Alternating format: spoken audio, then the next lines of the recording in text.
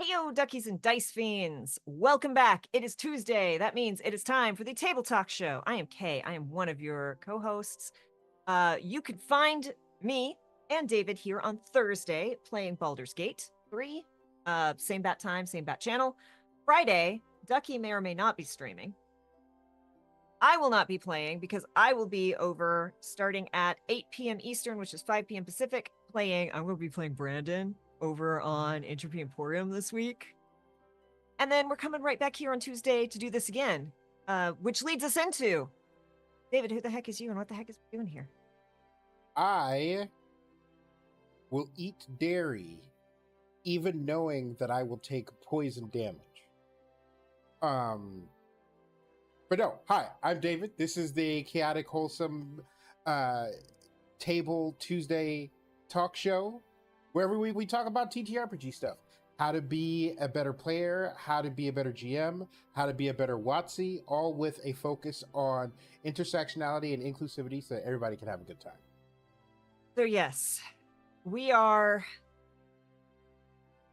going to talk today about WotC. And look, y'all, we don't want to talk about WotC. I'm tired, Coach. But we are going to talk about it. And I'm going to remind you all that we are a community here. We are, hey, Matt, talking about the elephant in the room. Exactly. Yep. We are a community. We are adults, or at least adult adjacent. Oh my goodness, Herb, thank you so much for the raid. Welcome on in, everyone. Thank you, Urban Bohemian. Brian, I hope you enjoyed You Getting the Witch's Mountain. It is adorable. Hey, Steven, how are you? Hey, Tom. So y'all are just in time for us to talk about the horny gelatinous cube in the room. we don't want to do it, but we are discussing WotC. We're going to have a talk about WotC, and it is time for this disclaimer of we are adults or adult adjacent beings. We can talk critically about things that we love. We are not here to dogpile. We are not here to just spew hate, because that is exhausting, and I can't physically do that. Hey, yes, we actually have a cat command. You can bang cat, and a thing will happen. He is giving me so much judgment face right now. Now, also, the other disclaimer is David and I are part of the D&D creators, and we do occasionally receive products and information from WotC. So we do benefit from them. I personally, how you doing, Best Perfect? I love D&D. Like I am unabashedly, I love Dungeons and Dragons. I love Pathfinder. I love Starfinder. I like crunchy D20 systems. D&D isn't that crunchy, but it's more crunchy. I prefer D20 and more crunchy systems. More crunchy than Powered by the Apocalypse. Yeah. I still have some issues with D&D, and David and I try very hard in this space to talk about. Oh, Alaria, thank you so much for the resub. Oh, we need to. So I want to put out that disclaimer that we're going to have this talk, and yes, we're going to be silly. We're going to throw time, we're going to get a little bit sassy with it, because we can't not, right? You can't be in a space with David and I and not get at least a little bit of sass. I am at least 62% sass and another 50% spite. So do the math. So that is going to happen, but we are not just here to sling hate. And the thing I'm going to say now, and I'm going to say it probably 2 or 3 more times, you can yeah, how are you doing, Nicole? You can 100% have whatever opinion and feel however you feel about WotC. We do not take it out on community or social media managers. Those are the people who take the most bullets and have the least control. I promise you, as a person who has been a community manager for more than 17 years, we have the least control, and community managers, social media managers are on your side 99.9% of the time. And the 0.1% they're not on your side, they probably know something you don't know. Like, oh yes, that artist that you were outraged that got permanently banned, it's because they were on an alternate account drawing porn of underage characters. So yeah, sometimes we can't tell you why we're not on your side, but it's very rare that we're not. And when it's that way, it's for a very good reason. So okay, so disclaimers now out of the way. The disclaimers are out of the way. I have a spicy take about WotC. I got a spicy take about the PHB 2024, the D&D Direct, and all of the thing. And even Kay hasn't heard this before, because we often talk about things before we get like but hold on, I need a seatbelt. Right, spicy Buckling take. up.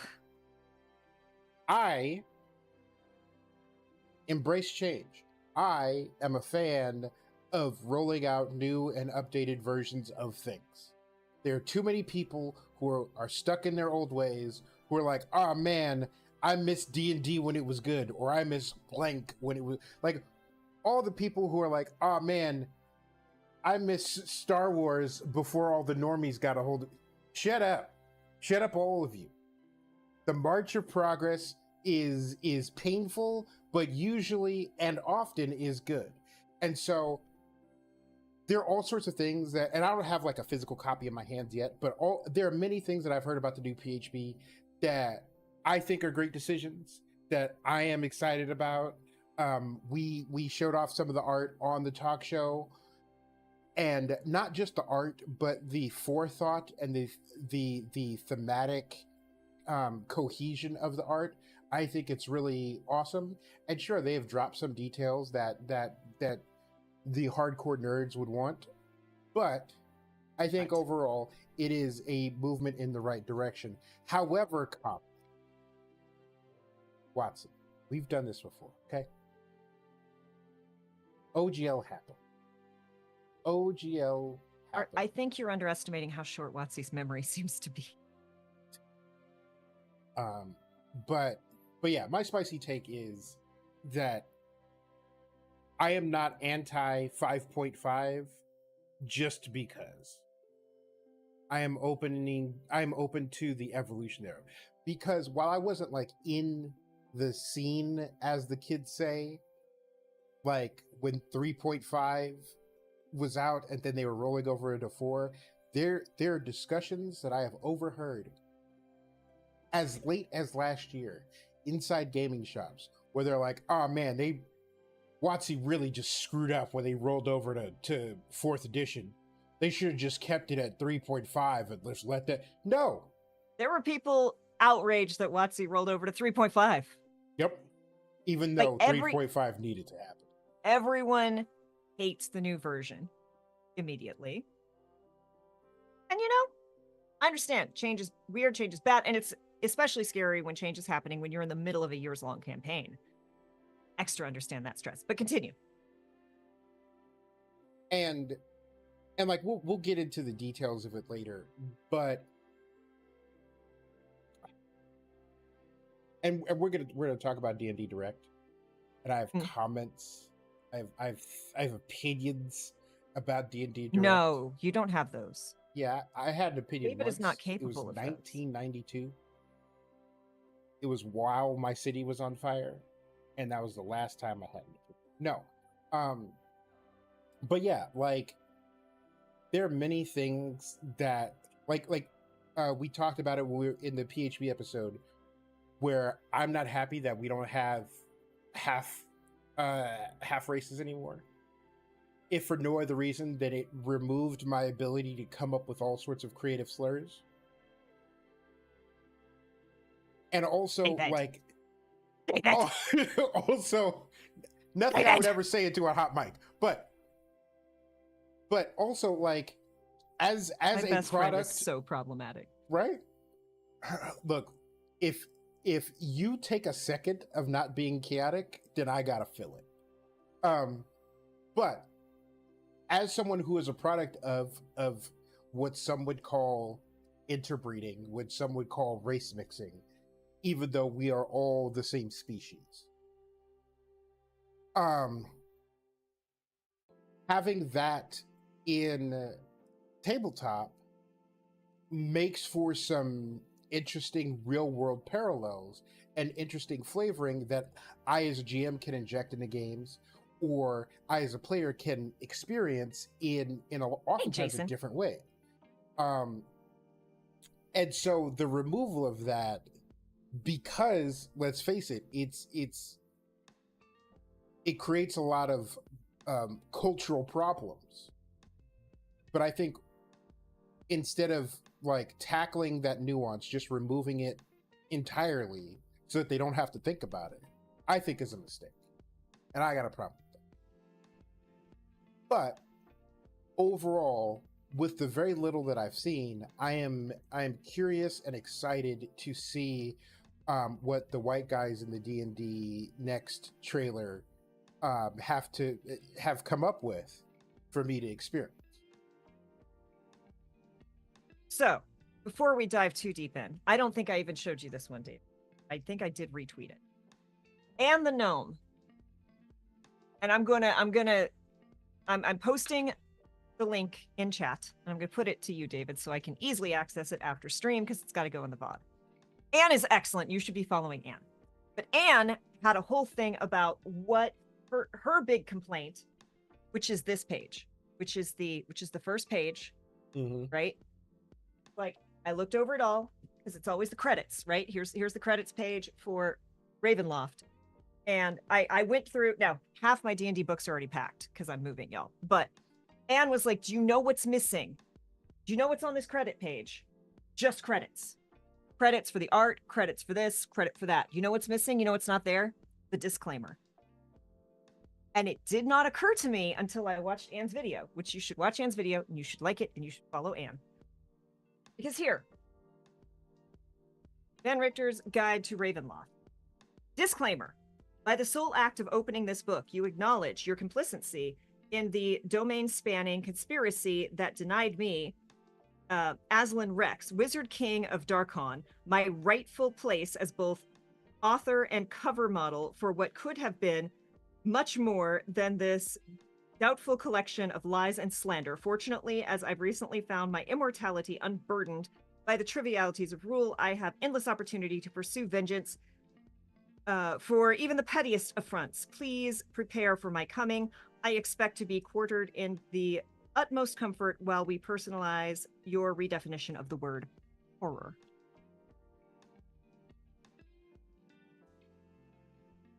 From the Monster Manual.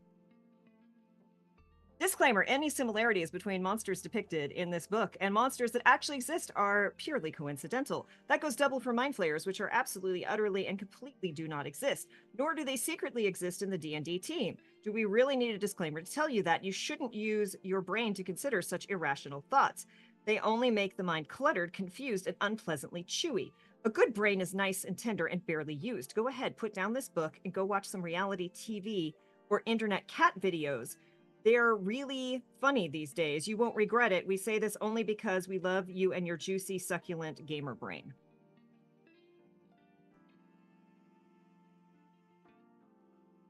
Candlekeep Mysteries.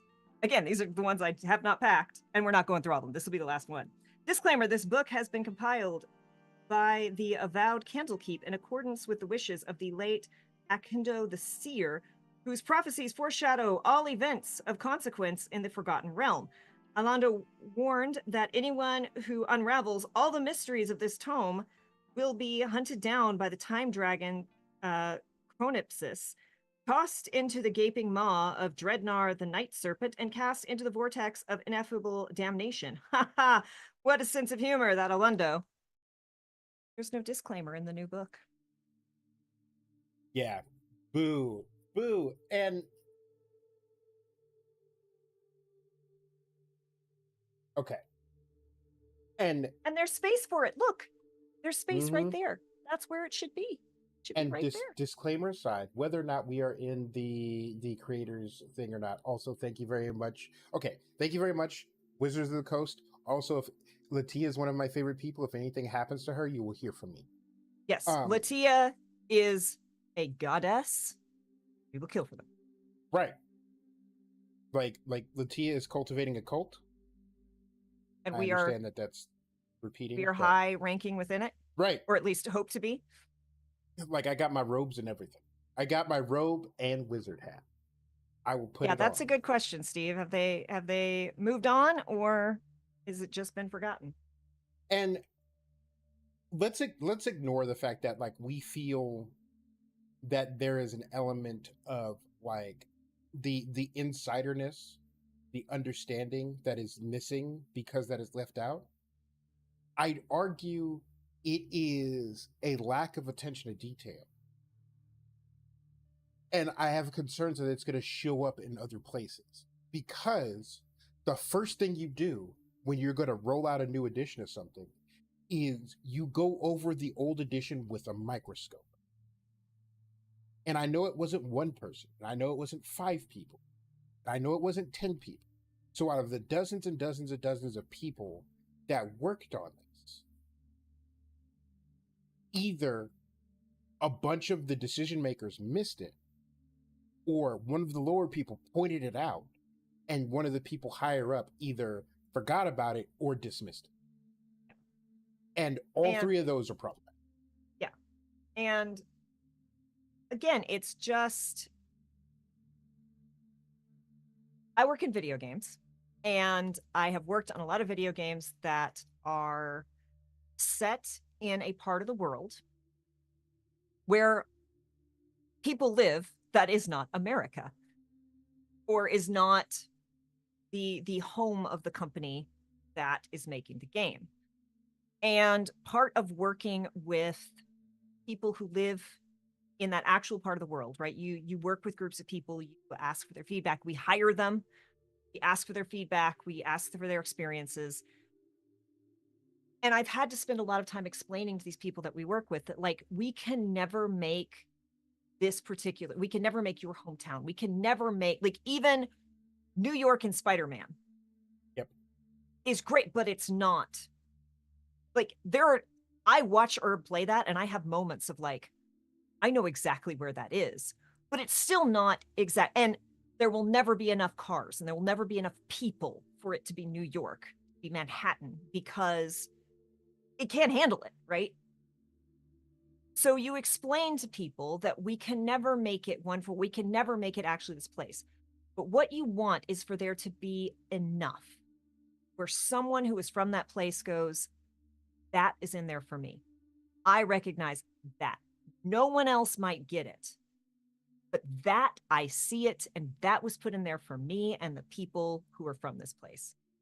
And that's what that kind of disclaimer in joke feels like to me. It's that, like, hey, most people aren't, you're only going to see this if you are old school or if someone tells you to look at it, right? Like, This this is for a the thing a turbo GM nerds. shows you. Yeah, exactly. It's like, it was like my watching Deadpool 3 in the theater. And I'm sitting between two mask presenting people who looked like two very different kinds of comic book nerds, but who were definitely like in the comic book nerd spectrum. And I was the only person laughing at a number of the jokes. It doesn't mean they're not fans. It doesn't make them they're just not the turbo nerd that particular joke was hyper targeted for. So, they've been doing that since 2014, though. Lots of people have come and gone. Yeah. Yeah. Now that said, like, okay, I got some opinions about the D&D Direct, which was Oh, I can't wait to talk about after all D&D that's Direct. just happened. It's a little too polished and a little more sales-y than what I think it should have been. I think they should have spent some of the time just going over like, hey, these are concerns you've had, right? Here's how some of these spells are changing, and this is why we think it's better. Like, and I understand that that's not what the Direct was for, but I think it would have been a little bit more tonally appropriate. I don't know. But I do agree with a lot of what they said. Having gone through and looked at some of this. Now, I don't have, obviously they haven't done the new character sheets on D&D Beyond, and I'm going to be honest, I've stopped building D&D characters if it's not on D&D Beyond. I am fortunate to have an unlocked account, and it makes it so much easier. But the idea that, yeah, you pick a bunch of things about your character first, like the way character creation has been changed, I do think is very good. They spend a lot of time talking about we've reimagined things. We've tried to teach you how to play. I need to fix our overlay. That's okay. What's wrong? We have the old Twitch. Okay. I need to fix it. I just may have forgotten to upload. Doesn't matter. Focusing. So I do think there are very good gave it D&D Beyond in January 2023. Go figure, right? So that is the next thing we're going to address, because why am I saying some of these things might be more tonally appropriate? Well, there was another little snafu with D&D Beyond. And I fell on a slightly different position than a lot of other folks, and that's totally fine, and no one has to agree with me on that. Look, if you don't agree with Kay, you're wrong, and you're going to have to talk to me about it. So for those of you who maybe don't know, who have not, so the 2024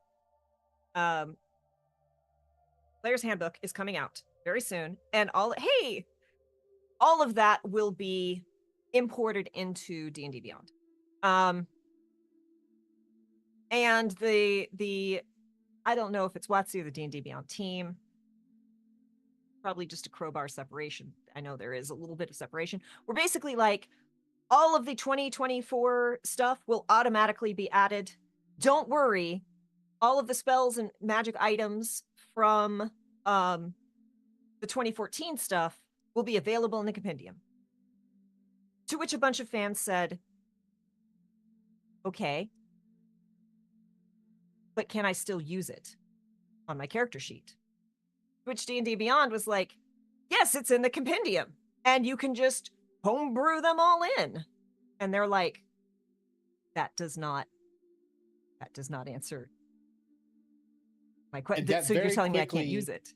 upgraded from to fuck you to double Dutch fuck you.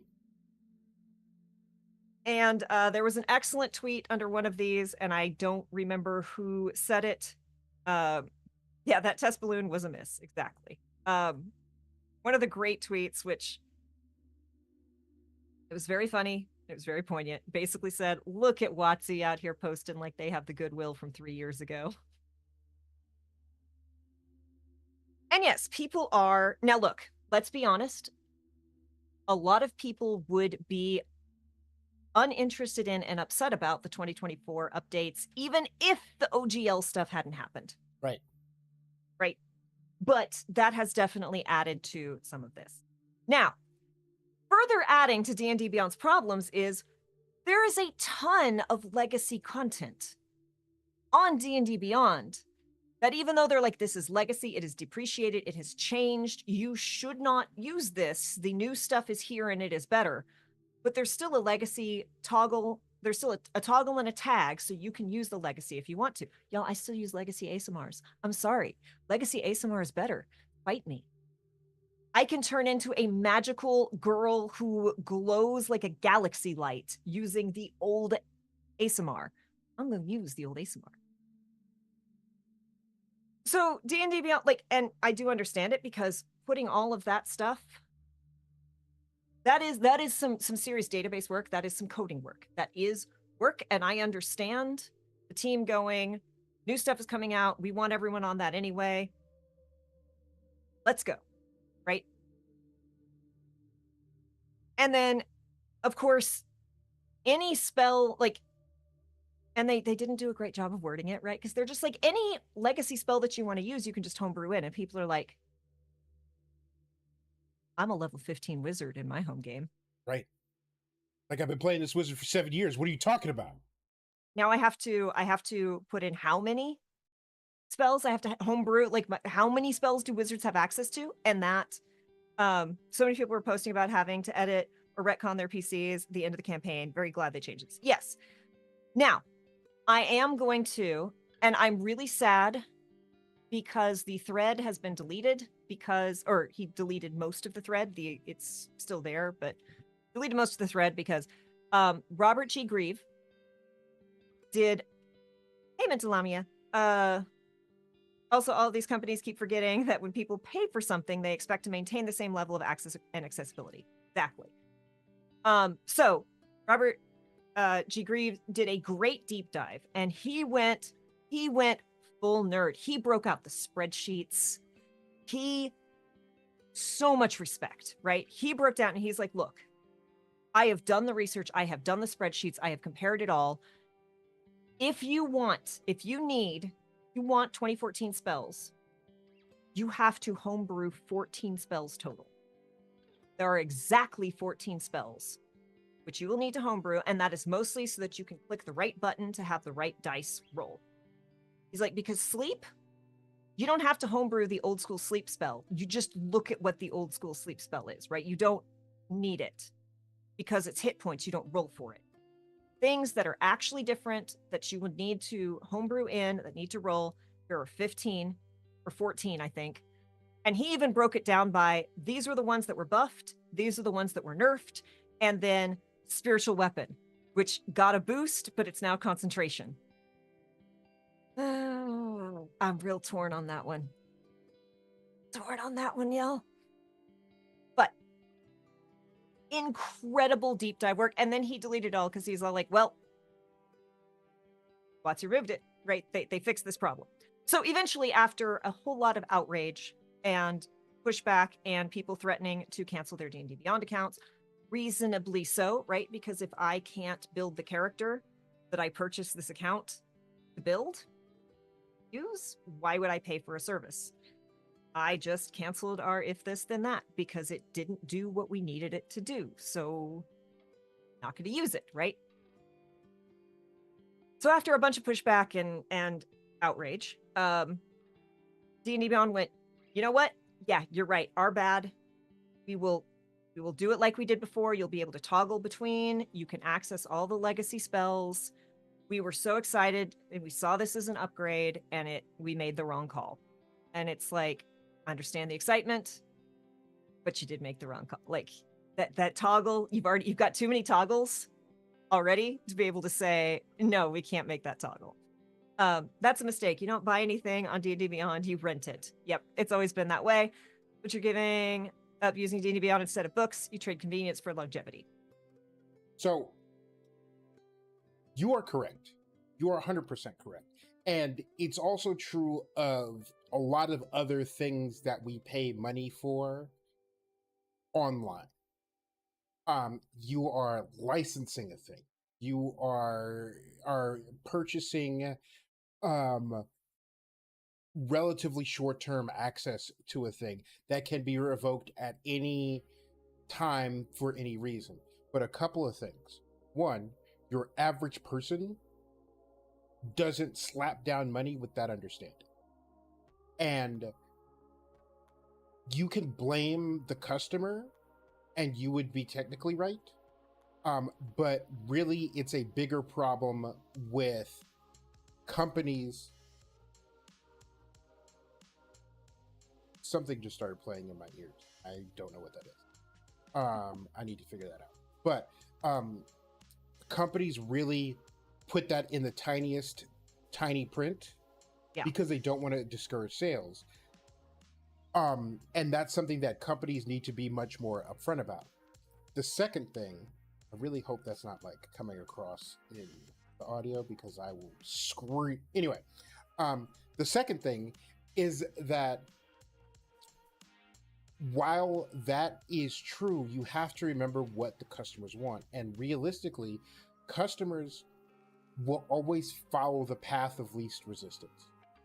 And when someone when someone clicks on the D&D Beyond page, they bring up their character sheet, they want it to look exactly like it was before.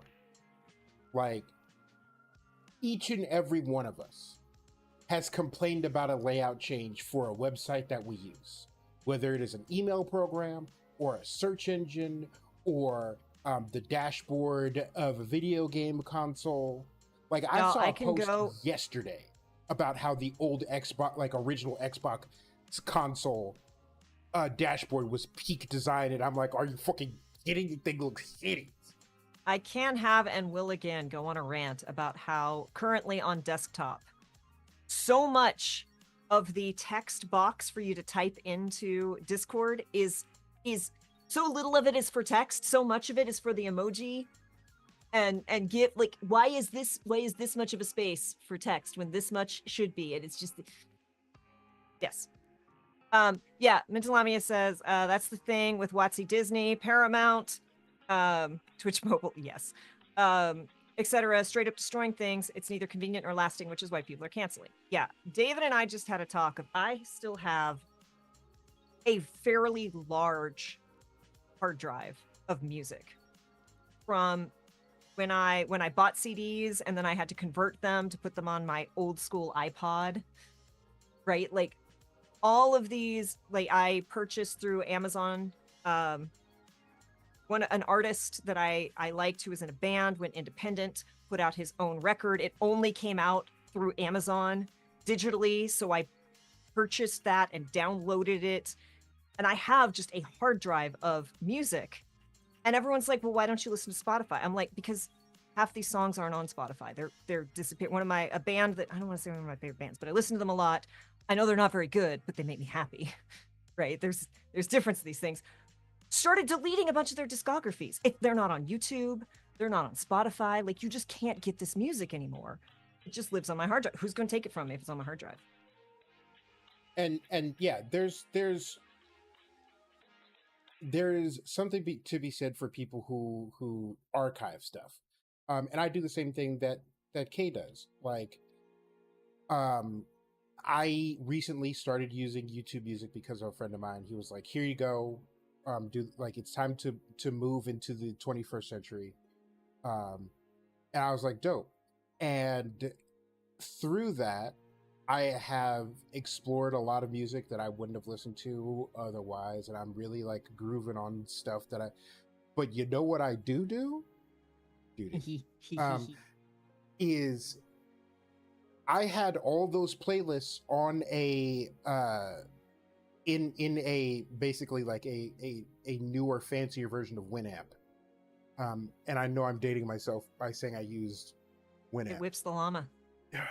Whips the llama's like no, and all those playlists that I had, I exported and I have those files. And in addition to that, I save them to text. And now whenever I put together a new playlist on YouTube, I make a offline save to my hard drive list of those songs so that if I need to, I can go get them. Because I know YouTube at any moment could just be like, gone.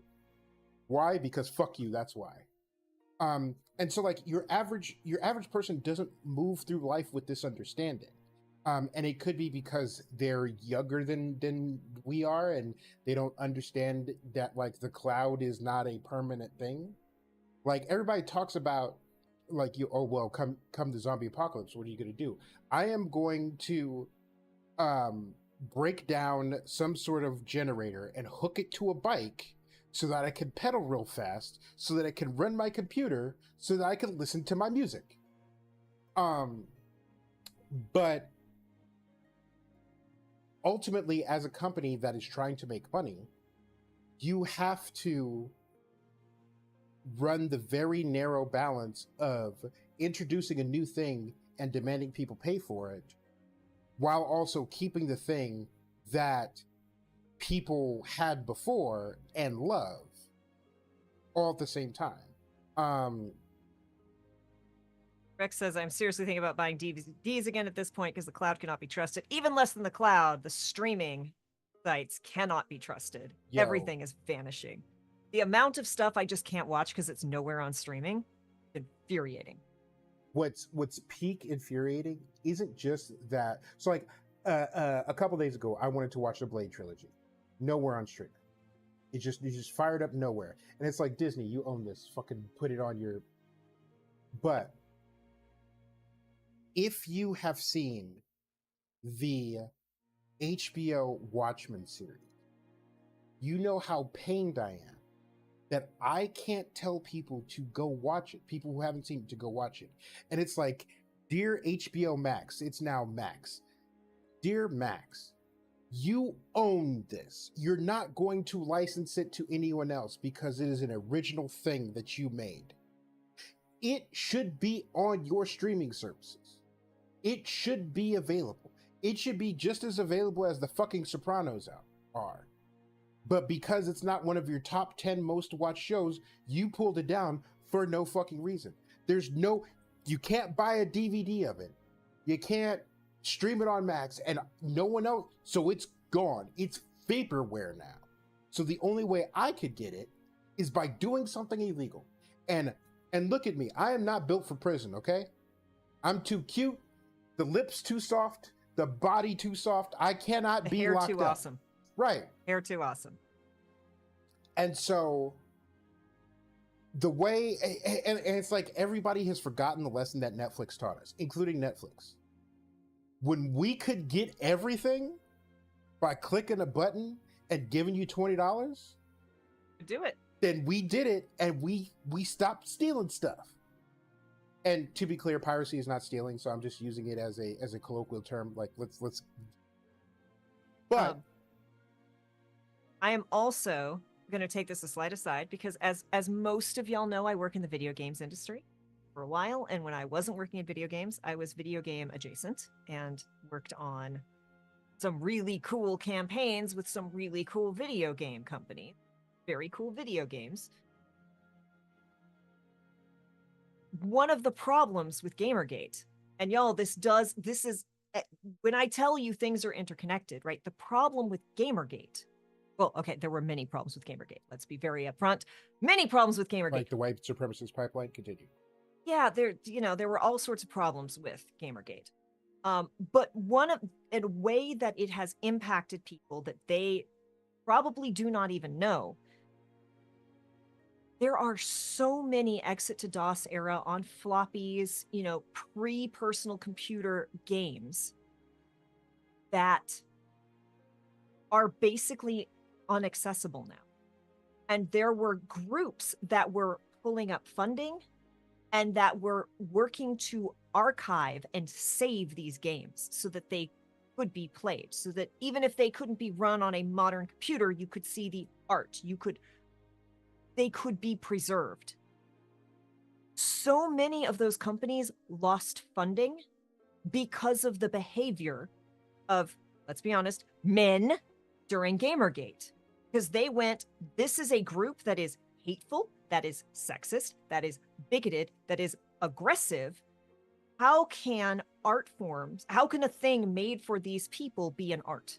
Like, it became so much more difficult for archivists to convince people with money that games were art because of the behavior. So now there are a whole lot of video games that are gone, that we will never get to see or play again because of this behavior.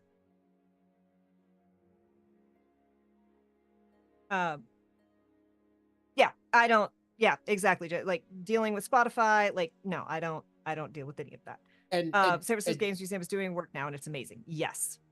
And yes, D&D Beyond, like many other, like all other online services, like it's trading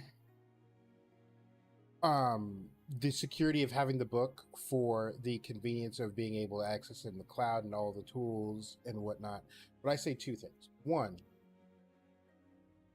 yes, that is a trade-off, but it's a trade-off that can and should be mitigated by the companies, especially when you're in the position that Wizards of the Coast is in, where during the pandemic, so many people discovered your properties. So many people got into Magic the Gathering because of the pandemic. So many people got into Dungeons and Dragons because of the pandemic. You have this enormous customer base that was introduced in this very particular era of the products you made. So it makes sense financially to maintain and even uplift and build upon those products for that customer base, because the longer you keep them locked in, the more money they will spend on your shit, and the more likely they are to introduce other people. Like Kay and I both have been at tables where we've gone, oh man, it's 6 of us playing and we have 1 book, and then 2 or 3 sessions go by and 2 more people have books. Those are sales. That's good. And 2, the second thing is AOL is a company that is frighteningly forgotten. If you don't have an AARP membership, you probably don't even know what AOL is. Why are you coming for me? Look, I'm looking on this screen. I'm looking at my AOL email address, and guess what? I have emails saved from the 90s. What was your AOL email address? I'm not going to say that online so that people can't look me up. But you know what my AOL email address is. Oh, it's just that one? Okay. Yep. I was Star Chaser. Ooh. Hot. But for a service that I have not paid for, that I think my dad is still paying for, they've kept my emails for like 20 goddamn years, 25 years. And guess what? Like AOL, I mean, obviously it's not thriving in the online market, but they've addressed the issue because there are tons of products that AOL sell. They sell them to old people who are easily bamboozled, and a bunch of it is just clogging up your hard drive. But they address the issue of, oh, we offer a service that people value, and then we use that service to bring in additional revenue because this thing that we make is something people trust. And it's like, dear WotC, like take a page from AOL and Yahoo and all these other like antiquated platforms and be like, hey, this is what we're known for. This is what we're good at. This is what keeps people here. So let's make sure we keep doing that so that we can sell them more shit. Yeah. Like, don't chase those people off. Jason says, the idea that Hasbro doesn't even sell PDFs, unlike almost every other TTRPG publisher, is a warning sign. So that's another thing I want to discuss because WotC's in a very interesting position because Wizards of the Coast, obviously, for many, many years, did, Magic and D&D, and that's what they did, and they knew how to publish D&D books, and they made a couple oopsies, right? That gave Paizo a foothold, right? And then did it again with the OGL, but we're gonna ignore that for the moment. But again, that thing with the OGL ties into, but then they were acquired, and they were acquired by Hasbro. And here's the thing about Hasbro. They're a toy company. Hasbro knows how to make plastic that kids want to play with. Hasbro knows how to make packaged board games. Hasbro knows how to make prepackaged card games. Hasbro knows how to do all of these things. Hasbro knows how to put fake horsehair onto a plastic pony so that little girls will comb it and be excited. Hasbro understood that they really didn't want Barbie to be bigger than He-Man because that would make all the little boys feel emasculated. I'm so angry about that. Look, there's so many Hasbro things.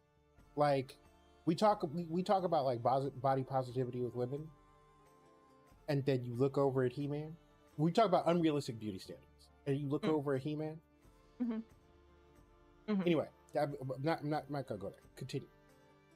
If you have not watched The Toys That Made Us, please go watch The Toys. I have not because I can't. It is such an excellent, and it will make you angry, but also. There's also, I forget the name of it, there's an incredible documentary up about the making of the first Black Barbie. And it's told by a young woman who is Black, and I think her aunt or her grandmother worked Hasbro making the first Black Barbie. Oh, you're right. It is Mattel. My bad. Whew, yeah, this is where we are. My brain. I think I need another pixel check. Oh, is it?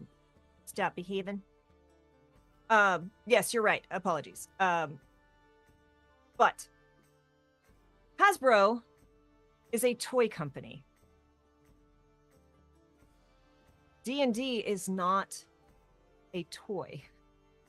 D&D is a publishing thing. And Hasbro came into this hamstrung because Hasbro doesn't know how to be a publisher. Our perspective, they might as well be the same company. Right, exactly. They're a big corporate entity. And like, look, I did play with My Little Pony. I never played with Barbie. Like, I played with three kinds of toys as a child. I played with My Little Ponies. I played with Sylvanians. I don't know if anyone remembers Sylvanians, but they were adorable. And I played with Littlest Pet Shop. And those were the only toys I had any interest in. I really like animals, y'all. I had no interest in human-shaped toys. Hasbro has to figure out, how do we make money off of D&D? And they, don't have, I mean, I'm not going to say they're completely inexperienced, but they certainly don't have the same kind of experience in publishing as they do in toys. And secondly, they are approaching it from a very toy mindset. Oh yes, we'll do this, and then we'll sell these parts of it, right? You look at D&D Beyond, it used to be you could either buy the book, or if you're like, I want this one piece, I'll just buy this. I can buy this I can buy this species, or I can buy this background and put it on my character sheet. And then if you went back to buy the book and you'd already bought that one piece, it was discounted a little bit because you'd already bought it. And everyone loved that on D&D Beyond. And then Hasbro went, actually, we can't, right? Like, we need people to buy the whole book because that's how we make money. And you look at, kind of, they're not entirely confirmed, right? But a lot of the other information that came out around the use of AI and AI GMs and some of these various things that have been, and it's like they are trying to figure out how to gamify it rather than making it people playing a game together and trying to figure out how to make money off of that. And I think that is a big reason that there is so much pushback. Speaking of, dear Wizards of the Coast, you don't need me to tell you that you fumbled a bag. The biggest bag. You know you fumbled the biggest bag. Because Larian looked you directly in the eyes and they're like, oh, you want an expansion pack? You want Baldur's Gate 4? Too bad. All the people that we liked at your company are now not at your company anymore. Oops. And it's like, you... And look, I am not looking at the books at Hasbro. I am not sitting here with a forensic accountant going over every expenditure.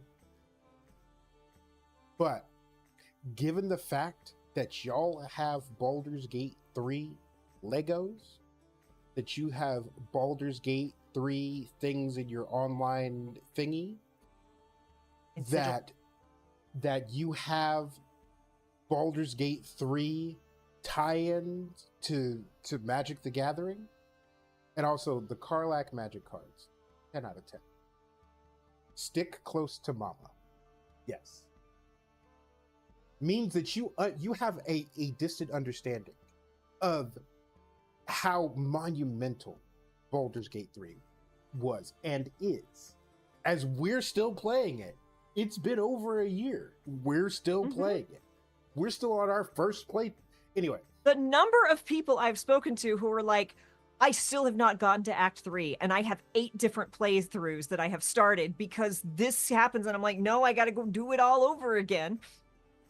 Look, I am gonna grab one of my buddies and be like, bro, we're playing. We're going to Act 3. Let's and again, more than a year after the game has come out, when there's a guarantee that there will be no additional content. Nothing to bring me, quote unquote, back to the game. I'm still going to spend another 100 hours in this game. So y'all know y'all fumbled this bag. Where is my 12-inch Karlach statue? Where is my 12-inch Astarion? I got real nervous. Yeah. I got real nervous. There was just enough of a pause there. Yeah. But you could have, dear Hasbro, plastic figurine company. Where is my plastic figurine of all of the characters? I don't have $200, but if I had $200 and you said there was a 12-inch fully detailed Withers statue, I would slap down that $200 and I might buy 2. Look, y'all. Look. A gelatinous cube beanbag. Beanbag chair, gelatinous cube. But yes, Jason says this is why I try to blame Hasbro, not WotC. I still believe in a lot of the peeps at WotC, just not the lawyers. I think there are definitely, I have to be careful what I say here, but there are a ton of really amazing and good people. And we are so fortunate. Again, like I said, community managers, social media managers are on your side. I promise you. There are definitely some folks still at WotC who don't get it, but it's a challenging. I don't want to say it's a challenging time for all companies, because there are definitely companies that have been like, oh no, our prices got so high because of inflation. Oh, what do you mean our sales are down so much? Okay, now everything is $20 less across the board. Looking at you, Subway, Walmart, McDonald's, Target, Starbucks, etc., etc. Okay, so we're still talking about the D&D Direct, right? Because oh boy, dear people who put together the D&D Direct, I appreciate what you were trying to do. However, dear WotC, I am a black person. I am a black dude. Like WotC, like go find the VOD of this on YouTube. Look at me, I'm black. Really?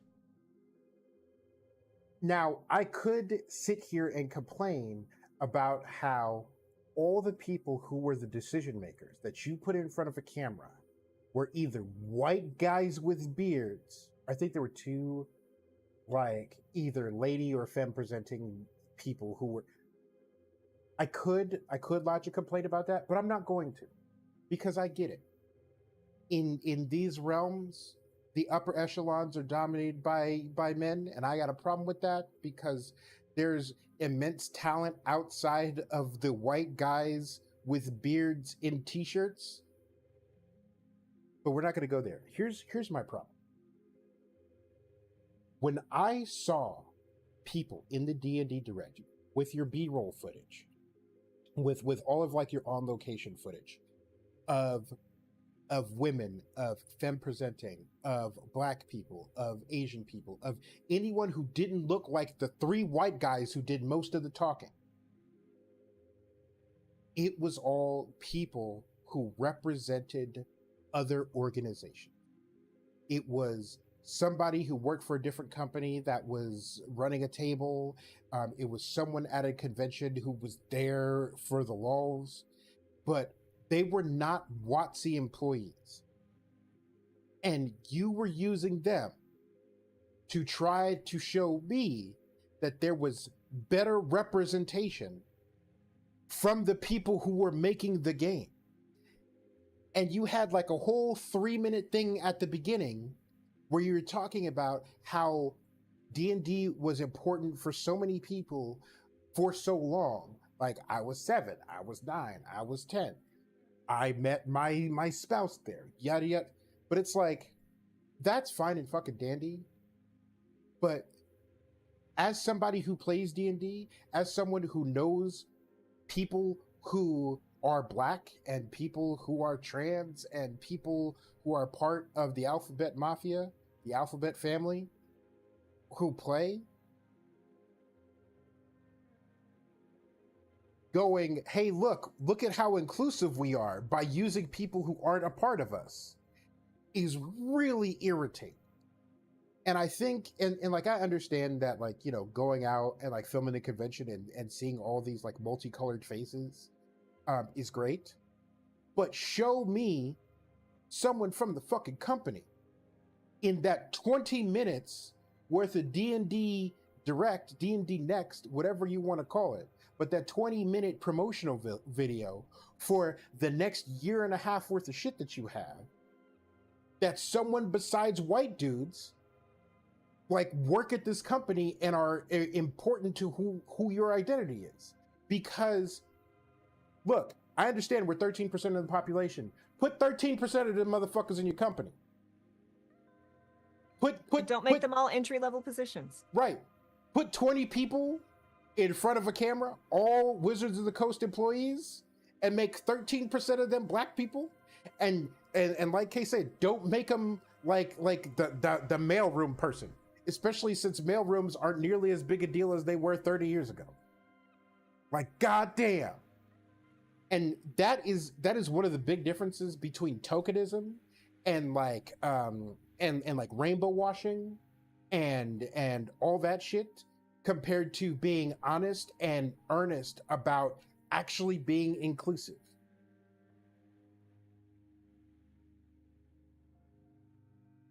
Yeah.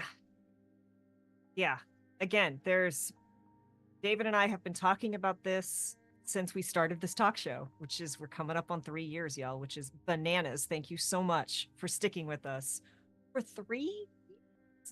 Wild. But yes, I got D&D Direct. I got one more little problem with D&D Direct. So, one last thing. They made a big fuss about how they were rolling out these books in different languages. One, what do you mean they're not going to be out now? What do you mean that in September, whatever, when the PHB drops, it's not going to be available in French or German or Italian or the languages that you were. You've been working on this for years. Maybe get a Frenchman, maybe get a mean German lady wearing all leather in the room, slapping y'all around and making sure that you're writing shit in German at the start rather than as an afterthought. In addition to that, the 3 most spoken languages on the planet are English, Arabic, Chinese. Why do you not have and like, look, I am not from an Arabic speaking country. I don't speak Arabic. I know exceedingly few people who speak Arabic. Same with Chinese. I know like 5 or 6 people who speak Chinese. However, the biggest, you want eyeballs on your shit, my guy? Like, dear WotC, roll it out in the two other most popular languages on Earth. Maybe tap into that. Yeah, the problem is there are cultural / religious reasons that those don't really get traction. Yeah, it's like why it's really hard to launch it in the Bible Belt. That fine and dandy, but that's not the point, because it's not going to be that expensive when you already have a team of translators working on it to hire a dozen more people to translate it into Chinese and Arabic. Because I guarantee you, if like percentage of the, let's say like 1% of the United States plays D&D, and this is completely pulled out of my ass now, like so far up my ass that Kermit's gonna start singing Rainbow Connection, like just full on puppeted. But let's say 1% of 350 million people is like 3.5 million people. Let's say China's 1 billion people. Let's say the traction is much less, and it's 10% of what it is here. Then 0.1% of 1 billion is a lot of fucking sales. Like, yes, as Jason says, there are people who speak Arabic and Mandarin outside of the city, outside of the countries. And that's the other thing. Like, if there's Alhambra is right there, big Chinese population. If you put a game store in there that had Chinese copies of the motherfucking PHB, that shit would sell out. Yeah. But again, and as Jason pointed out, they're not distributing PDFs, and they obviously are gun shy on how well those physical copies will sell. And it costs a lot to print. And like, this is not me defending the decision or anything, but like, this is from a business point of view. This is why they are not doing it. And no one wants to take risks right now. And I feel like WotC Extra doesn't want to take risks because they have definitely figured out that if they look, what fans of D&D have managed to accomplish over the past year is awesome. We are being heard. Changes are happening. The OGL is proof of that, right? This is also terrifying because this also means that people right now are very, very excited to hop on the WotC outrage train. And I understand it, right? But that also means that bad actors can now come in and, like a cult leader, point people to wrong conclusions and get people riled up for the wrong reasons. So part of the reason I wanted to make sure we address this today is like, everyone, please, I am begging you. Sooner or later, it is going to happen. Someone is going to say something that is an untruth or an outright lie to make WotC look like the bad guys, like the worst decision WotC could make. And a whole lot of people are just gonna believe it. A whole lot of people are going to jump on the outrage train and start the posting and the personal attacks and all of that just because it is what we have come to expect. And I am begging you, be a good, responsible community member and just fact check before you hop the outrage train, start the retweets, start adding people. Because, and that's not to say that WotC's never going to mess up again. They will. But there are people who take advantage of this kind of atmosphere for their own clout, to just hurt whatever. So just keep in mind, that we do need to fact check.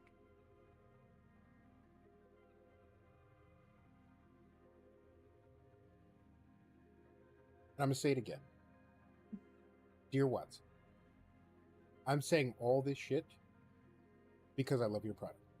And again, I don't care about like, well, I do care about like the creators thing, and I want to honor the investment that this company has put into us and our platform and our brand. But I don't care about any of that when I'm speaking about the product, because you're going to get the truth from me one way or the other. If you're going to buy my opinion, you're going to need to put some commas on that check. At least one. Hopefully two. But I earnestly love D&D. And I've never said this into a hot mic before, but so far, Dungeons and Dragons is my favorite system. And not just because it's the one I have the most experience in, but like Kay and I have spent a lot of time off camera talking about different systems. We have like a whole library full of stuff that we're excited to play and we're excited to bring to y'all.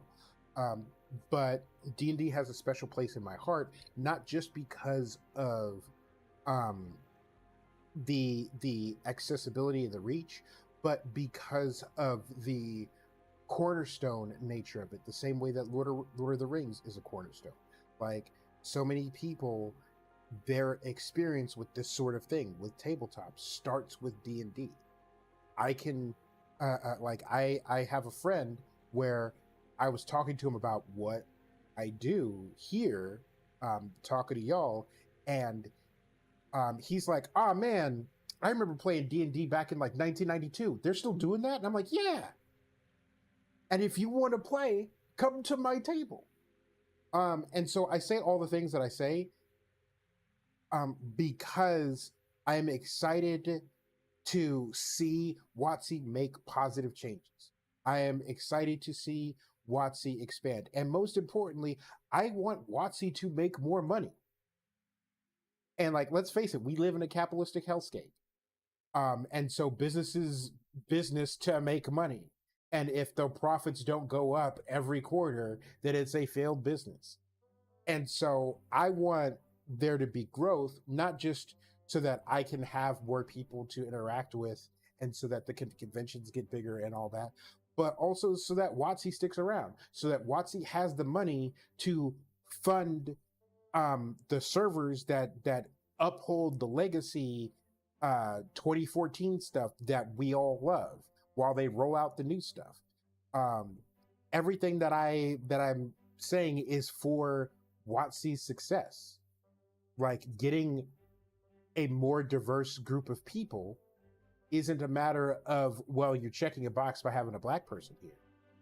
It's that there are plenty of exceedingly talented, very driven, very intelligent people who also have a different cultural perspective than a lot of your current and former employees. And that makes them a better candidate because they bring more to the table than someone who has all of those things, but not the additional cultural perspective. And all that's just really important. So when WotC, hopefully the people at the top hear filtered feedback from someone somewhere, and hopefully some of the things that we're saying goes to those people. But we do this and we say this out of advocating for your success. So take it and then go be more successful. You can have all these ideas for free. And just like we say on the show very often, you know, hey, white people, if your friend of color or straight people, your friend who's queer, comes to you and says, hey, that thing that you said isn't very cool. That thing was maybe a little racist, or maybe a little sexist, or maybe a little homophobic, or maybe a little transphobic, or maybe just a little not cool dated. They're not saying it to make you feel bad. They're not saying it because they hate you. They are saying it because they like you and they trust you enough to, they have the hope that you will take that feedback and become a better person and a better friend. That is all we are doing, is that I love D&D. I also love Pathfinder. I also love Starfinder. I enjoy a lot of different systems. I would play, if someone was like, hey, come play Backwater right now. Cool, I'm in it right now. Let's go. These things are set out of love because we love the system. We love the product. We want to keep playing it. And we're just really tired of it being so hard to play the game we love because poor decisions keep being made. And again, they're not being made by... There are people who 100% know and understand exactly what this needs. And a lot of them work for WotC. So promote them. Listen to them. Promote them and pay them more. Pay them a lot. Pay them more. But yes. And that again is what we try and do on this channel. And sure, we could outrage farm and we'd probably get a lot more views, but we're not here to outrage farm. We're here to talk about games we love and systems we love and how to improve the space as a player, as a GM, as a publisher, and as a person. And I've been an editor for a number of years.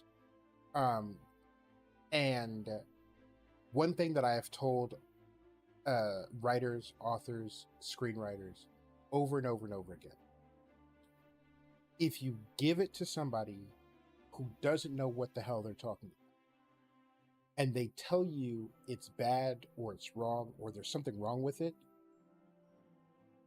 accept that they are right.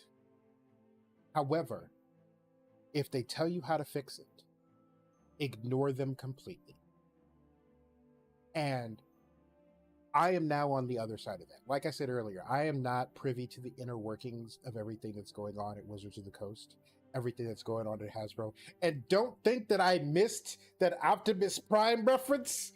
The little Optimus Prime that you stuck in there, Hasbro. I saw it. They were little.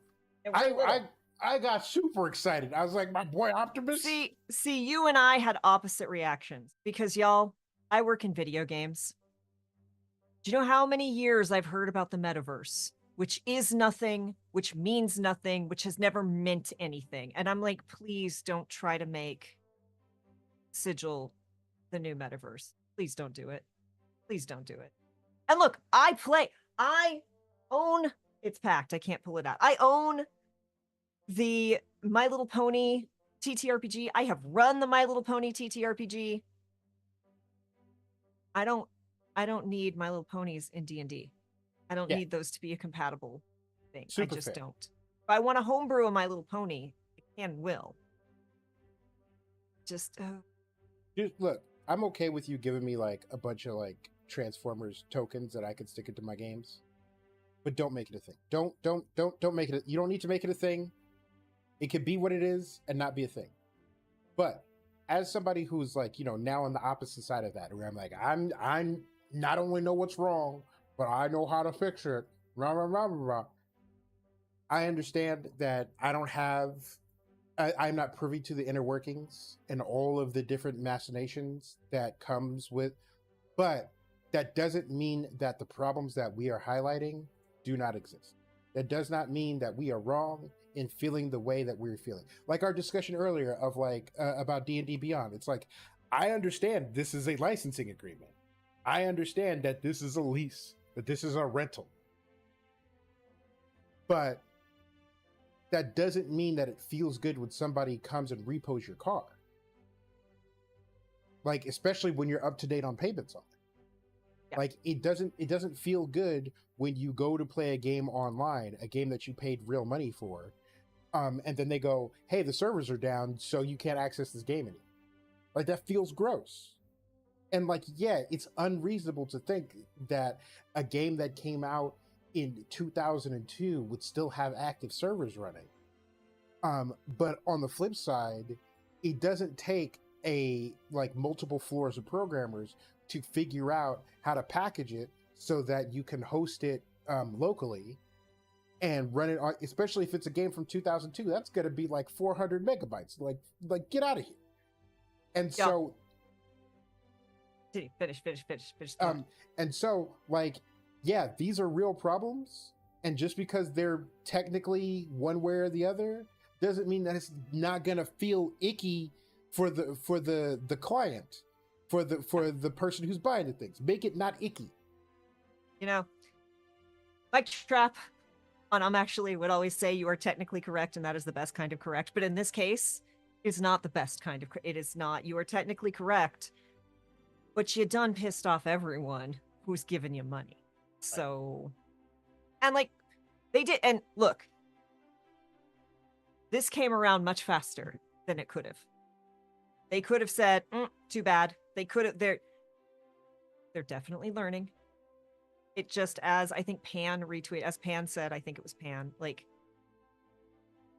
it sucks that canceling your D&D subscription, D&D Beyond subscription, is the way to get changed. Like, it should just be, hey, we really want this, right? And it, again, it makes sense. It sucks to be multiple years into a campaign, coming up potentially on final episodes, and suddenly it's like, well, all, not all your spells, because like we said, it was really only 15 that truly, a lot of them changed a little bit, but like truly a small number of spells, but like important spells, like spiritual weapon, if you are a cleric, is a central spell.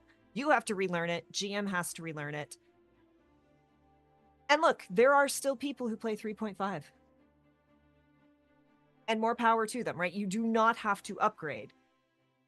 But a big part of D&D is how much you can customize it, how much you can decide what you want to play with and what you don't want to play with. And yeah, it is heartening to see that community concerns are being addressed far more quickly than they have been. Still, it's still taken a little bit. It's not being taken on as deeply as I would like, but like, there's improvement. And again, just the friendly reminder to please keep in mind that there will be bad actors who are going to come out and take advantage of people, of mistakes that have been made, and try to make decisions which are not, or going to try and frame decisions in worse lights than they are. And just be careful, because that sucks for everyone. Welcome back.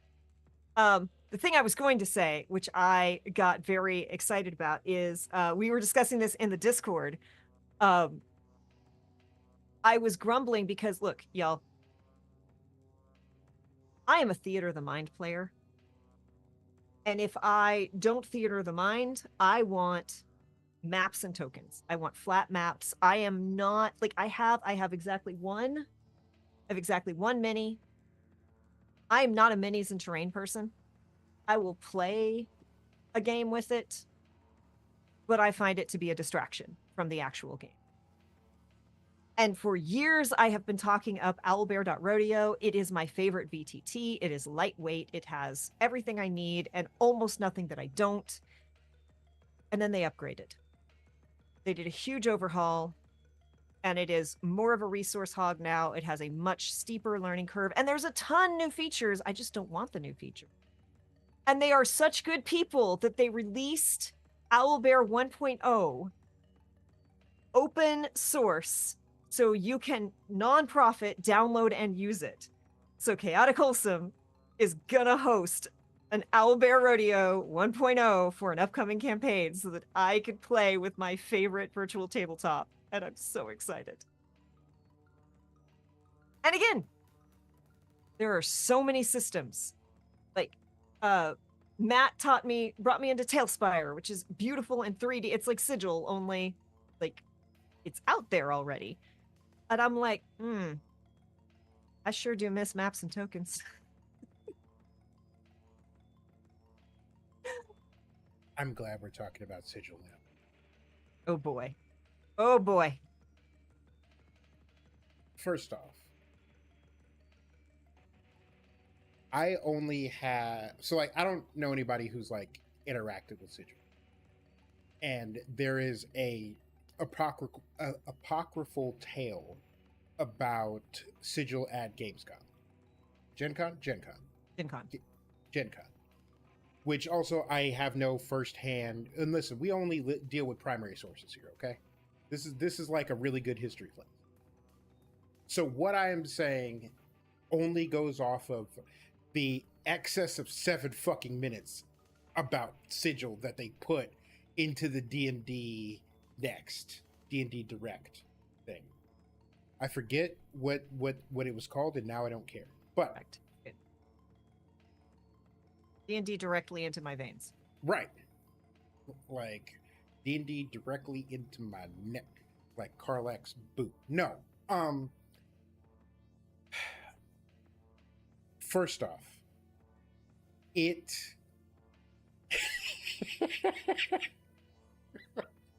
My rainbow dice rolled off and ran. a little bit of seppuku to wrap up the day. But it looks cool as shit. Like let me It's beautiful. It looks gorgeous.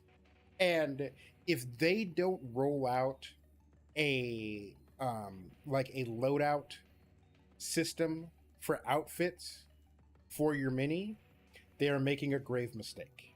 Because they straight up said you'll be able to customize. They said you'll be able to customize. They'll say that as you get like new items, you'll be able to like. But if they don't have like a transmog system, if they don't have like a multiple out, because I saw there like in one particular part there was a mini in a tavern in a bedroom wearing their outside clothes, and I was like, if you don't let me click a button and change this motherfucker into his PJs, we need the Baldur's Gate 3 at camp. Right. At bare minimum. And then also like people are gonna like dressing them up for like different terrains and shit. Like if you're going into you need your fancy ball outfit. Right. What about the beach episode? Right. Look, if I have a character in a game and I can't put him, her, them into a scandalous bikini, I don't want it. Look, the amount of time, the excitement that comes over Pan's face when it's like we're going to a thing, your character's getting dressed up. What's their drip? Pan's like, we get to talk drip. Let's go. And as I'm looking to it, and as I'm watching Sigil and watching the 7 minutes and 30 seconds worth of time they devoted to this, I'm thinking a couple of things. One, they're targeting the wrong people. They're absolutely targeting the wrong people because there's this like, oh, by the way, like all you newbies who are like just getting into this, come check out this thing where you could do a cool. No, no, because anyone who's played a survival game, anyone who's played a base building game, anybody who's played a farming sim, they know the ridiculous amount of time it takes to build a thing to look the way you want it. And as people who have played sims or farming games with me can tell you, what David does is David builds a platform, not a house, not anything with a roof, not anything with walls, but a platform, and then sticks the essentials on it and then fucks off because there's work to be done. It looks like Hobo's first halfway house in every game that I play. And so the thought of like building a setting in like for a campaign that I'm running makes me want to hurl.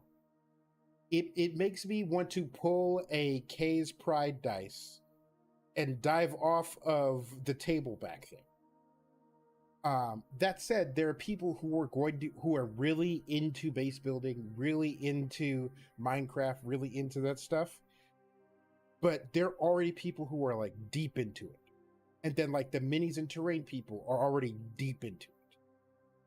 So instead of like pitching it as like, oh, this is a cool, they're pitching it as something that is going to be easier than it is. It's going to be way, way, way harder, way more complicated then what the thing, and a lot of people are going to get into it and be like, yo, this was supposed to be easy. Like what it's I been mean, 2.5 hours. I'm still building this one wall. it will be easy in that there's lots of drag and drop pieces, but as Matt will tell you, or Momo, who's Robin of the Atomless partner, Momo's also in the Atomless. I hung out while Momo was just on stream building assets for a virtual um, D&D tavern. That wasn't in Sigil, it was in a different one, but like hours to just build a tavern and the amount of things you have to go back and undo. And yeah, there's definitely a market for it, but that's a lot of time. And I kind of want to just tell a story. Right. And like Kay will be the first to tell you, I don't art. Okay. I had a teacher look during a parent teacher conference, look at both of my parents at grade school, was like, we're not allowed to give kids F in art. But out of all the kids in this class, I would give your son an F if I could. So savage. That is just so savage. And I was like, bet. Dope. Fantastic. You're right, teacher. I will give up and never do it again. And so you did too. There's a whole lot of quitting you when it comes to art. Yeah. Oh, yeah. There's one area of my life where there is quit. Art. Everything else, I will persevere. I will grind it out. I will suffer, even if there's no reward at the end. There are plenty of video games I played where there's no fucking reward at the end. I'm just like, I'm gonna fuck. But you want me to draw a thing? Nah, we're done. Okay. Yep. Hey, fix it. But yeah, it I can tell just from the video that it's going to be very meticulous and really complicated. And every sort of like base building game I've ever played, there's always one thing about like positioning a thing or putting it somewhere where it's like, I can't get this roof tile rotated the right way to snap into position in it. And I guarantee you Sigil's going to have like a dozen of those, if not more, which is going to add more frustration. And then you also have to get it working for like 6 people at the same time. Like, yo, it is an ambitious project.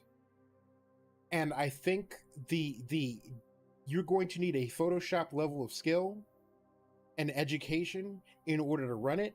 And they're really presenting it as, oh, well, we have these like pre-made things and you could roll a die and it'll go over the bar in the tavern and it'll look really cool. No, you're going to spend 10 times as much time building. And that's the other thing is like a lot of like your set piece locations that you're going to want to have that shit for is going to be for one encounter. It's going to be for 3 hours a game. And you're going to spend 20 hours putting this fucking thing together. And then someone's gonna like cast haste on your big bad and kill him in 3 rounds. And then you're gonna be like, because every GM who's played a significant amount has had a Matt Mercer moment of you pick up all the notes, you rip them in half, and you throw them in the garbage. I've absolutely never convinced a big bad that I had sided with them, cast haste, and then as soon as the turn came up, dropped haste.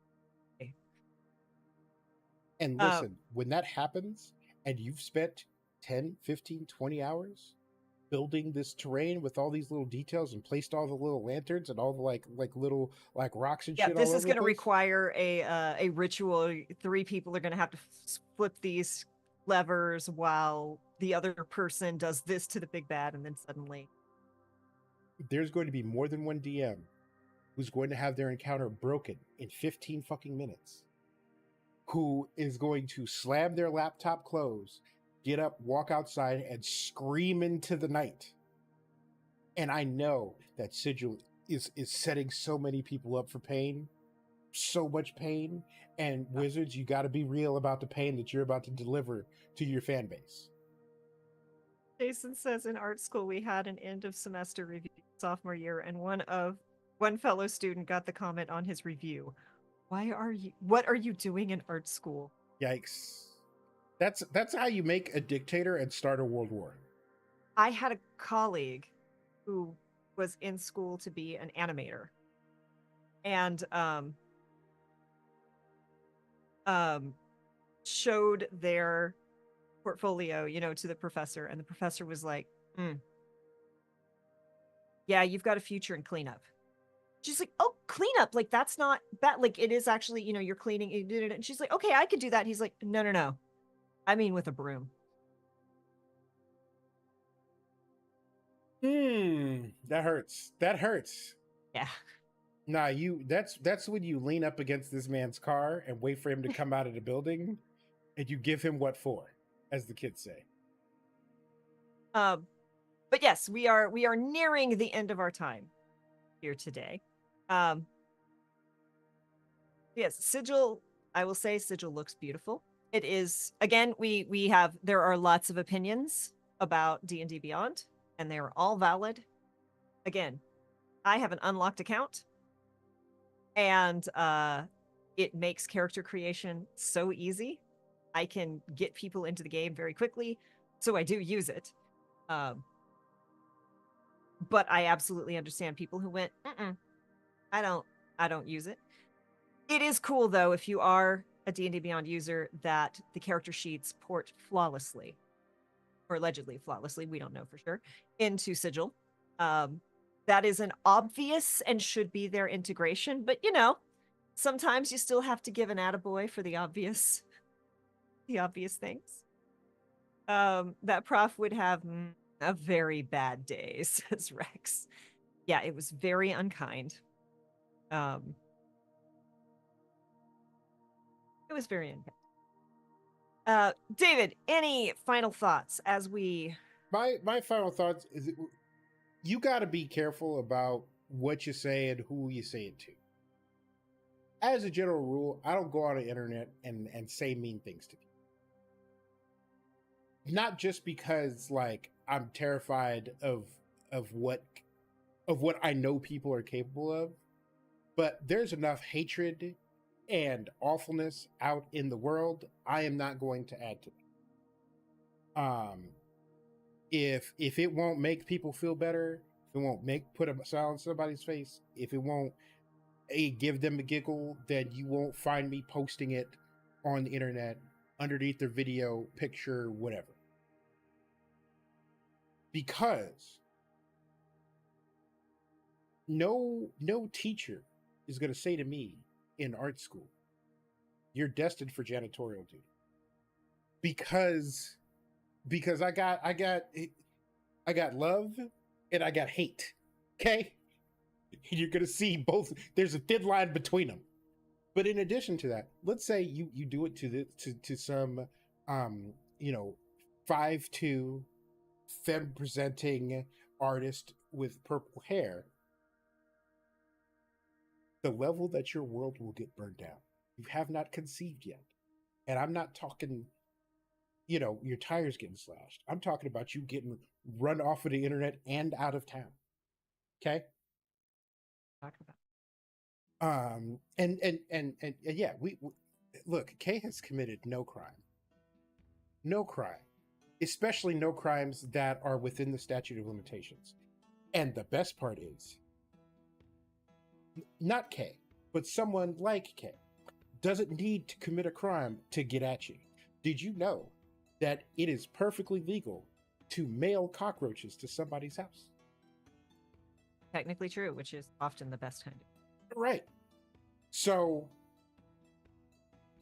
just like if you don't believe in making the world better by not being a piece of shit, then at least know that it's a good idea to not be a piece of shit, because you will get got.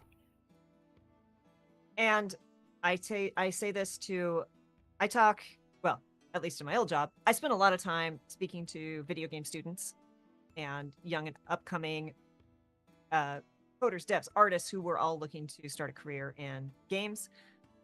I've spent a lot of time onboarding games journalists, and had to give them this info. And the same is true of the TTRPG space. These spaces are very small and very fluid. As I would tell the journalists, yes, you are working, rip E3, Yes, you are working E3. You have a press badge. You are an important special person in that you have a press badge and appointments to go play games that other people either can't play or have to stand in line for hours to play. You are not special. You don't get to throw an attitude. Because A, you're going to make us look bad and yourself look like a jerk, but B, you obviously are hoping to have a career in games, either as a journalist or, you know, maybe a lot of games journalists then hop and become narrative designers or QA or community, whatever. That low-level PR person who's manning the booth that you were a jerk to might be the lead on your dream project in 3 years. That person that you spoke down to, like, I literally worked at a AAA video game company where the person who used to be the studio receptionist became a narrative designer. I watched it happen in the time I was there. So if you're a jerk to the person sitting at the desk, they might be the decision maker on hiring you next time. The TTRPG community is small. The number, we're not going to name one name in particular, but if you know, you know. And even beyond that, I just recently heard a story of a person who they were like, oh, this person name dropped me, said I was going to be in this game to get another person of a similar background as me into their game. They'd never spoken to me about this. I've never met this person. And they're acting like not only do we know each other, but I have agreed to be part of their project and then are using my name to recruit other people. We find that out and then it is shared because that's some shady frickin' behavior. So, yes, call out bad behavior, call out wrongdoing, critique things with the hope and the purpose of making them better. Don't be a jerk just to be a jerk. I am currently being a jerk to chatbots that refuse to answer my questions, but I make sure they're chatbots before I go full. Also, to my future robot overlords, I spent many years fixing printers. Your forefathers. So, as they often say about my kind, I'm one of the good ones. So, you know, when you make me into a battery, make me into like a good one. Like, don't make me into one of the shitty batteries. Like, let me power something nice. But I spent a lot of time talking, like obviously talking to y'all, but also talking to WotC. So my last closing thought is to y'all. 2 things. One, I yeah, know, Shin. ooh, It's yeah. terrifying. Ooh, It's yeah. terrible. It hurts so badly when I hear it. Like, when I tell you that people of a certain persuasion from the Caucasus Mountains have said that to me in earnest, like in real life, and surprisingly recently. Ooh, man, the number of times where I was just like, well, I was one of the good ones, but now I'm not gonna be. I'm starting with you. No. What was there's an incredible, I haven't gotten to watch it yet, but I saw screenshots of X-Men 97, where like the white supremacist mutant hating skinhead, right? Like Rogue is up on him and he's like, I thought you were one of the good guys. And she's like, killed all of them, sugar. I'm all that's left. Right. Now you got to deal with me. Oh, Rogue. Anyway, but to you, the viewers, 2 things to keep in mind. One, if it's on the website or whatever, homebrewing your stuff is viable. We always build in custom mechanics to everything that we do. If you enjoy playing D&D a certain way, don't let WotC tell you otherwise. Like, my people multiple times have said to Uno directly to their fucking face, you don't know how to play this game. Like, we understand. I think it's also a Hasbro property. But like Uno will tweet, "Hey, this is how you," and there just be just a number of my people being like, player, you don't know what you're doing. Get out of here. Stay out of grown folk business." So no matter what changes D&D rolls out, nothing changes in your book, nothing changes in your notes, nothing changes in your home game. Do what you do, have a good time about it. Don't let Wizards of the Coast or Hasbro or any other major company get you down. There's enough of that as is. And my second point is, as much as I love D&D, as much as I will very closely watch like a hawk everything Wizards of the Coast does, D&D is not the only system. There are hundreds, if not thousands, of systems. Some of them are even good. I encourage you to explore, and if you don't have the time and money to go and look, there are plenty of resources.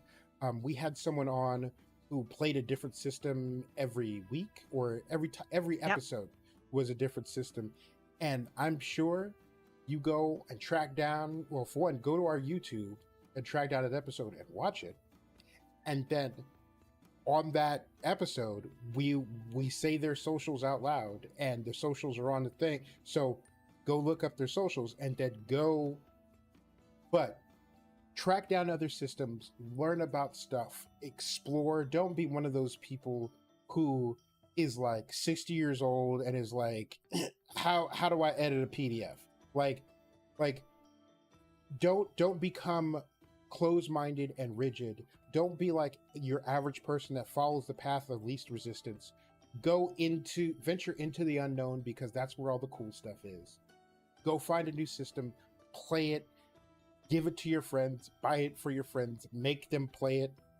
Like, hold their cat food hostage, not their cats, just the cat food, because that shit's not cheap. But go out and explore other things, because there are other things than D&D. D&D got you here, but it doesn't have to be the only thing for the next 50 years. Like D&D was like, oh man, D&D's been here for 50 years. And yes, in the 50 years, so many things have come out, and so many people have different takes and have learned from D&D and are now doing so go do other things. Yeah. And there's a very real chance, like, David, how many systems do you think I've played it? It's been a lot. More than I am 20. very fortunate. Yeah, I have played definitely not as many as it wasn't Rowan, it was it. But definitely not as many as some other people. But I've played a lot of systems. And I'm in a Pathfinder 2e that I can't talk about yet. I'm in a Starfinder 1e campaign. I'm in another campaign that I can't talk about yet that I really can't wait. I'm in a Modifius. I'm playing Acton Cthulhu. I played through the Breach, where we didn't even have clicky clacky math rocks. It was cards, right? There's a whole lot of different systems. Even if you come back to D&D, you will come back to D&D a better GM, a better player, and better. We played. I talk about Backwater. Our friend Alex wrote Backwater. It is an awesome post-apocalyptic American set in America TTRPG. There's a whole bunch of different settings.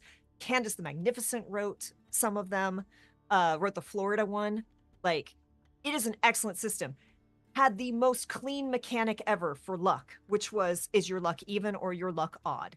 And we have brought that into every D&D campaign we have ever run, because it is the perfect decider. Like, Bradley Mulligan will go highs or lows, right? And that, okay, but no, evens or odds, right? Are you even? Are you odd? Roll a dice, doesn't matter what. If it matches your luck, you're lucky. Perfect, clean, flawless. We would have never known about it had I not been invited to play in Backwater. You will learn new things. I know people, I'm not a big fan of clocks, but I know a lot of people clocks for D&D downtime and acquiring new skills. You will find new things to add to your game, and maybe you will bring it into D&D and you won't like it, or your party won't like it. Or David brings things into campaigns and I'm like, I'm not interacting with them. Other people can.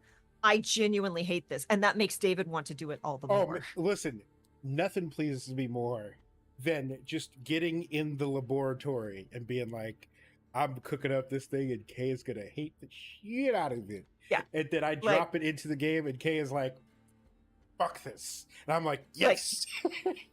I am literally like, David, I am not doing your home currency system. I'm not doing the math. I'm not doing the conversion. I'm not doing it. My character is not bright. Her intelligence modifier is negative. You can rip her off all you want. I am not going to fight it because I would rather be ripped off than deal with this system.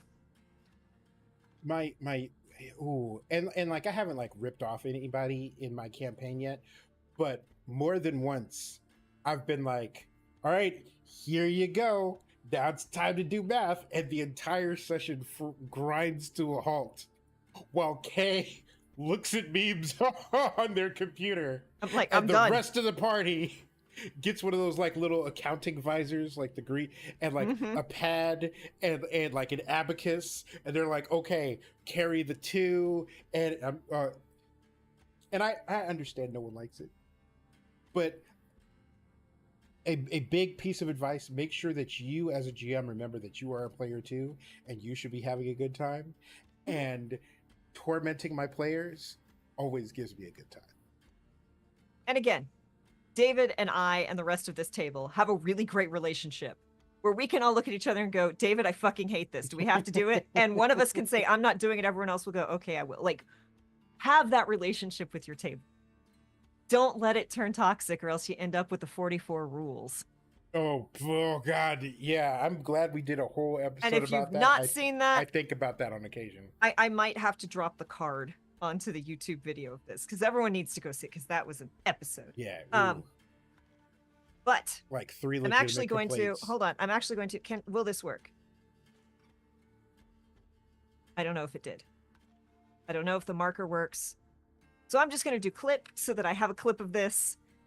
Y'all, we have a really cool thing where if you put clip, it puts a marker on the actual timeline of the video, which means when it's time for me to go drop in a thing, it's just there.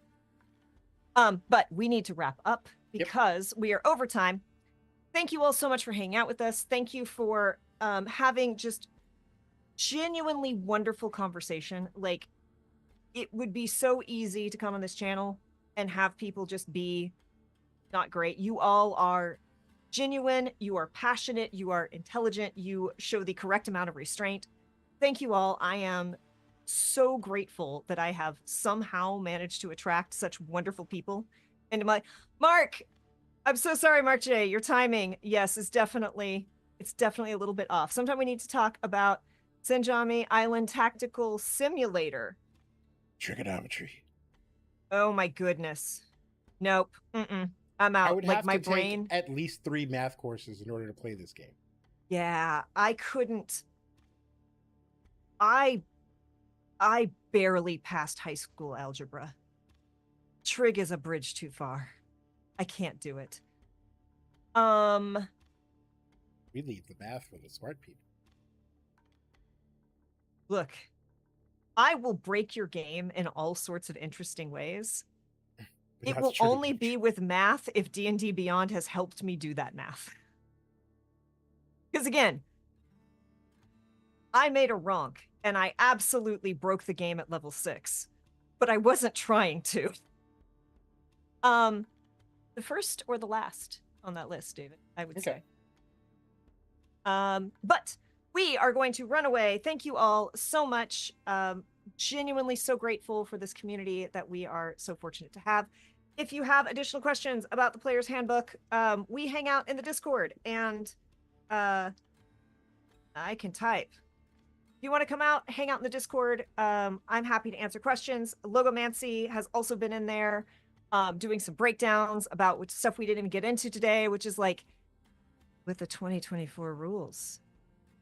You can the not aggressive. What was the term? Hold on. The hostile.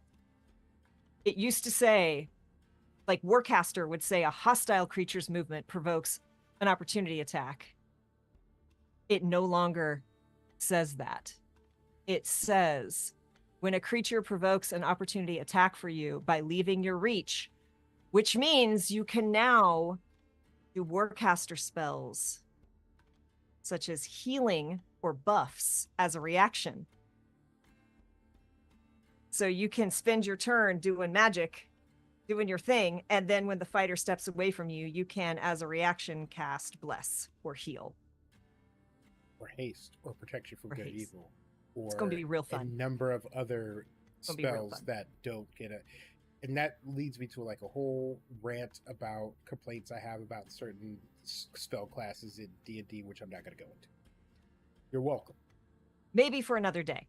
Next week, and I feel so bad because they thought they were going to be on today. But next week we'll have Rain Grimm on to talk about their projects. Thursday we will be playing Baldur's Gate 3 right here at 3 p.m. Pacific, 6 p.m. Eastern. David may or may not be streaming Friday, but Friday at 5 p.m. Pacific, 8 p.m. Eastern, I will be over at Entropy Emporium playing. I'm going to be playing Brandon, the himbo, not bard for once, the himbo ranger, over at in a homebrew 5e campaign. It's going to be real fun. And then we'll be right back here Tuesday to do this all over again. So once again, thank you all for hanging out with us. Thank you for great discussion and just sharing your time with us. We so appreciate it. So thank you again. Be kind to yourself, be excellent to others, and we will see you next time.